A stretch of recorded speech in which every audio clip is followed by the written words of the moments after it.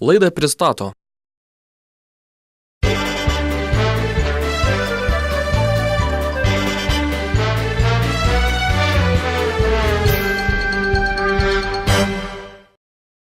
Auksinė mintis.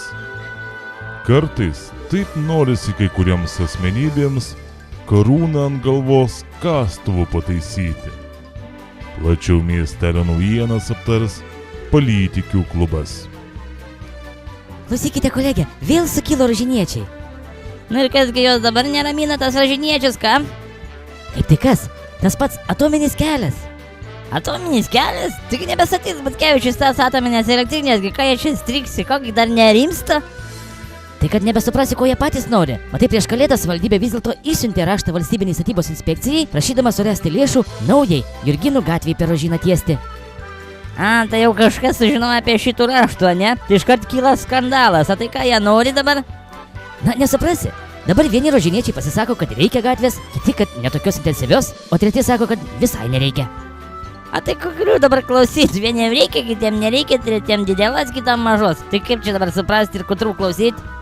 Tai va, klausimas iš tiesų rimtas. Štai savivaldybės architektas neatsisako minties, kad miestas turi progą vienu šūviu nušauti 2 zuikius, už valstybės lėšas nutiesti per rožyną seniai miesto planuose numatytą Jurginų gatvę ir jie pervežti atominį krovinį. Kam lėšas mesti laikinam maršrutui parengti, jei naujos gatvės nutiesimas kainuotų pigiau, klausė architektas. Nu va, teisingai kaip pratauja žmogelis. Taupiai ir efektyviai tikrą ūkininko žvilgsnį žiūri į problemų. Na, teisingai. O be to, ateityje miestas vis tiek neįsivers be tos gatvės, nes ją nutiesus pagerėtų siekimas su miesto šiaurinė dalimi ir sumažėtų transporto srautai per centrą. Nu va, kamščiai išnykto, tai dabar ties geležinkelio pervažų pastovus kamščiai, nei praeit, nei pravažiuot, nei pešiam nėr kur praeit, vis ant mašinų pilna. Manau, čia turi vis tiek visi rožiniečiai plot katučių už džiaugsmą, kad taip daroma, ne prieštaraut. Na taip, bet Rožyno gyventojai nenori girdėti jokių argumentų. Jie nusiteikia bet kokiamis priemonėmis ginti mikrorajono ramybę. Vietos bendruomenė teigia surinkusi kelis šimtus parašų prieštaraujančių Jurginų gatvės tiesimui.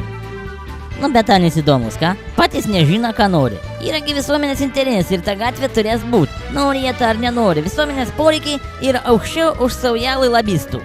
O kaip jūs prakalbote, kolegė? Bet kaip manote, kas čia vyksta? Šitiek metų vien Rožyno karas su miesto valdžia. Nu kas, negi nesupranti. Kažkas specialiai kūsina, pykda ir taip siekia savų interesų. Koks dabar visų interesas, žinai? Na, nežinau. Ir koksgi interesas? Interesas paprastas, šitų valdžių nuversi. Tik ir kūsina visus, pykda, siunda visokias ir taip toliau. Viskas daug paprasčiau, nei tu, kolegė, čia manai. O tai kuo ir kada čia viskas baigsis? Agi nieko nesibaigs. Nuvers vienus, pastatys kitus valdžion.